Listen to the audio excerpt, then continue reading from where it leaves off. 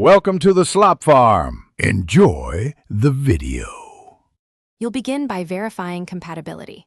Open About This Mac to confirm model and current Mac OS version, because installers refuse unsupported hardware.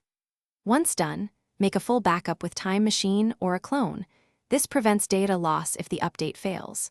Make sure you have roughly 50% free disk space, or at least 20-30 GB, plug the Mac into power, and join a stable Wi-Fi network so the download won't interrupt. Now open System Settings to start the update process.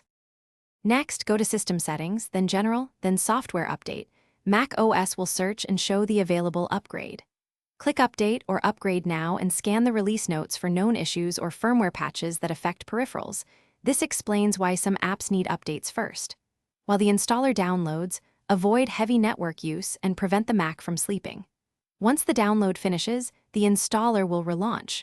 Follow on-screen prompts. Allow firmware access if requested, and prepare for automatic restarts. After installation, your Mac will restart several times and present setup assistant screens. Complete those prompts. They enable privacy, updates, and iCloud services. Once booted, open App Store and third-party apps to update for compatibility. Verify Time Machine save snapshots. If the update stalls or fails, reboot into Recovery, Command-R, run Disk Utility First Aid, and try reinstalling Mac OS.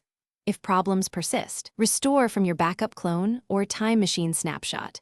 Contacting. Thanks for watching. Consider subscribing if we helped you today.